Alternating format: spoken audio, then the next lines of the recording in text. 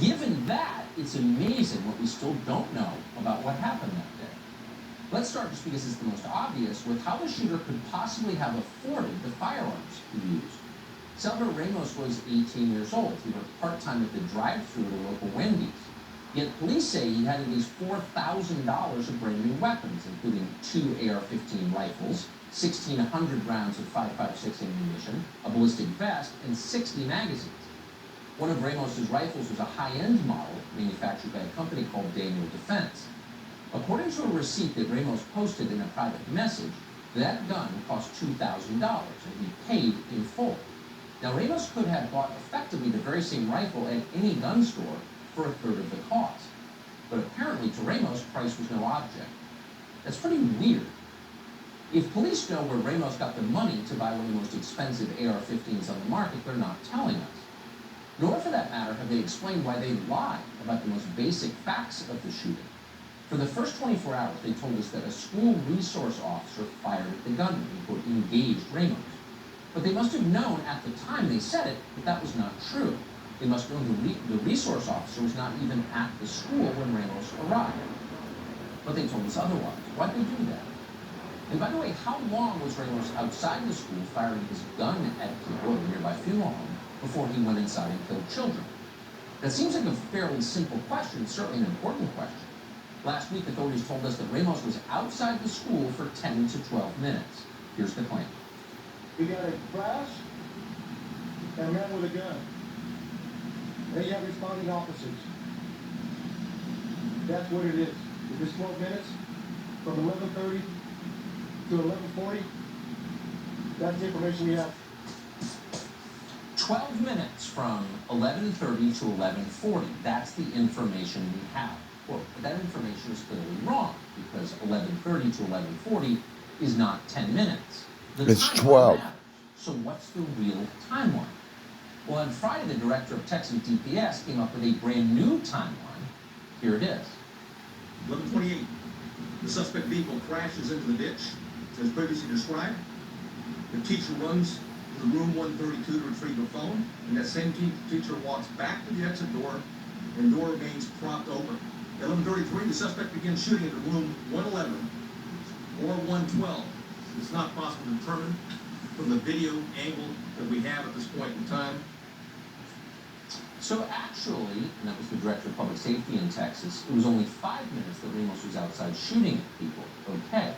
But here's the key takeaway from that statement. Here's what they want you to believe. The back door to the school was open because a teacher at the school left it open after going outside to retrieve a phone.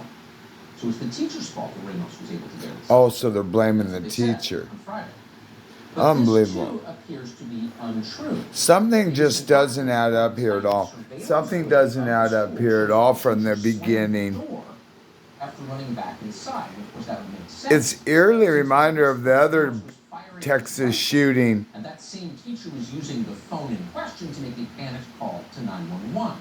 No one disputes that. So why did the authorities tell us otherwise? And for that matter, why did they initially deny that the on-scene police commander ordered cops to stand down and remain outside as children were being shot to death inside the school? On Thursday, a spokesman for Texas DPS called that account a rumor, quote. But there was videotape to show that it was true. It actually happened. So the next day, So their media is like. DPS admitted the rumors were true. Why?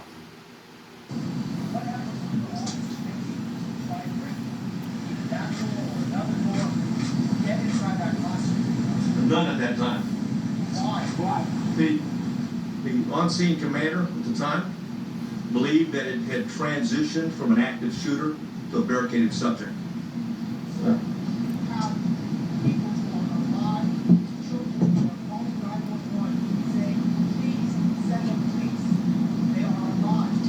There were kids in that classroom calling 911, We're well aware of that.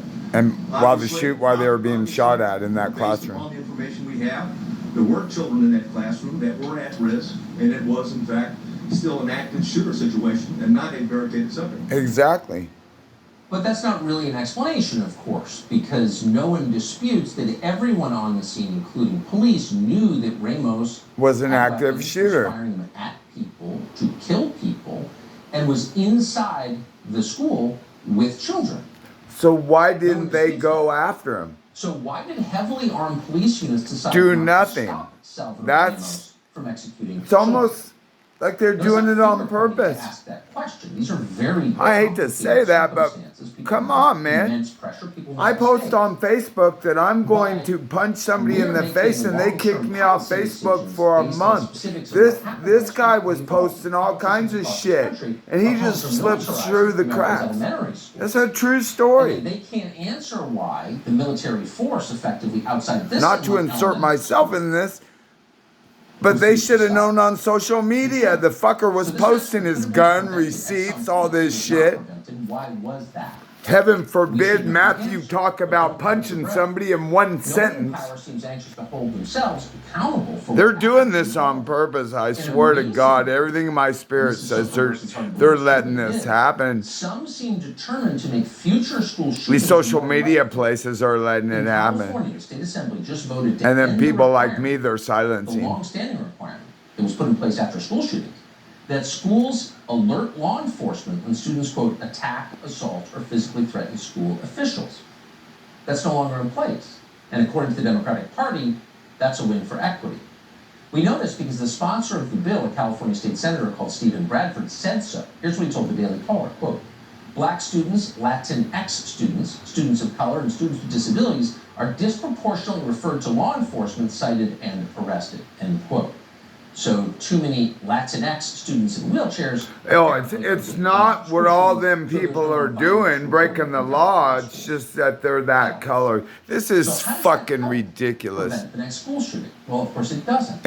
Exactly. But it's starting to seem like helping prevent school shootings is not really the point of this Exactly. They want everybody scared everywhere you go. They want store owners scared of the people walking in and stealing all their shit. They want kids scared over vaccines. Just look around. They're using fear everywhere. 2,000 miles from Ottawa.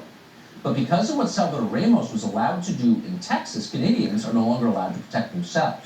Yeah, unbelievable. Would ban Canadian citizens from buying, selling, and transferring handguns within their own country.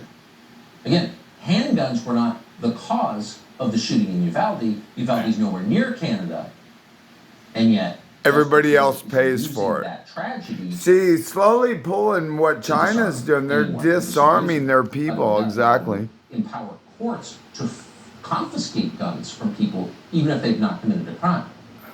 See, that's where it's going. Trudeau announced this paragraph, and as you do watch, pay special attention to the masked toadies behind him nodding in unison. We are introducing legislation to implement a national freeze on handgun ownership. What this means is that it will no longer be possible to buy, sell, transfer, or import handguns anywhere in Canada. Man, somebody should capping the market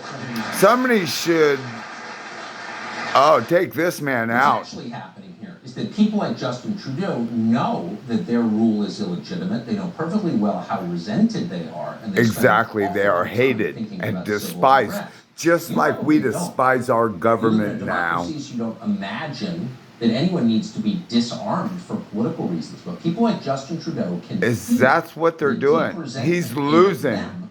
And they are. That's right. Intent on disarming the population. Now we reached out to Justin Trudeau's office today about this new law. We wanted to know if Trudeau will apply these laws to himself. That's always the first and most important test of sincerity. Exactly. If it's good for me, it ought to be good for you too, and vice versa.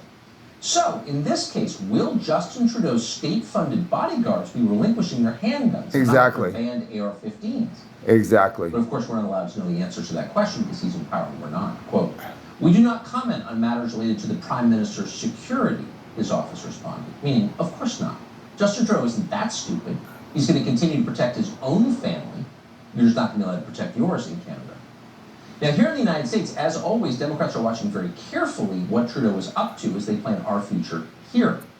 And already the rhetoric of the Democratic Party has changed for years. Democrats, Joe Biden, supporters of the media have talked about banning AR-15s, the so-called weapons of war, which are not in fact used by any military. But weapons of war have been their focus. Why? Talking point. the venom of the haters and their weapons of war.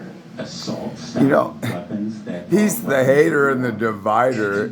Everything he says, if you just put it right back at him, every hateful word, and point at him, that's what he is. These weapons of war out of the hands of Just sit there and spew civilians. stuff out. Because they see what these weapons of war do on the See, street. it's all their talking points, talking points. Weapon of war with no place. They think Americans are so fucking stupid.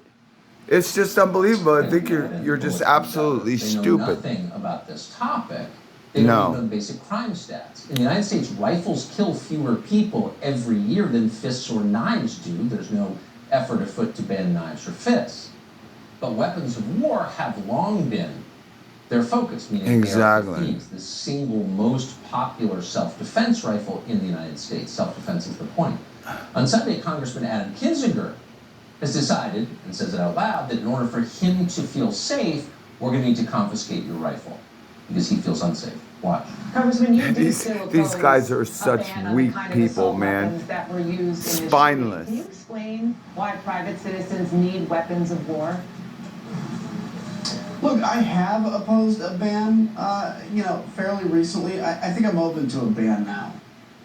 Oh. Can you explain, Congressman, why private citizens need weapons of war?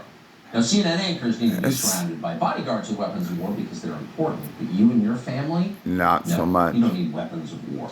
So, for years, it's been about the AR-15. But things are changing.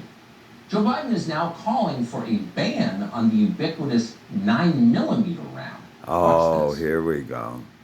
A 9mm bullet blows the one out of the body. See, once they start going after one thing, this is gonna be the little screw for this gun or this. They're just gonna go one thing after another. This caliber, that caliber. Self-protection, hunting. He's such a fucking moron. You know what? Why don't you go sniff some little girl's hair, Joe Biden? You pedophile. Your boy's a fucking pedophile too, you little bitch. For 40 years in public, lecturing us about what the rational basis is. Exactly. Quote, there's simply no rational basis for the 9mm round in terms of Oh. self-protection. Well, of course, the opposite Is true. 9mm is the main self-protection round in the United States, along with the 5.56, the round used in the AR-15. Both of them are small rounds. People use them to protect their families.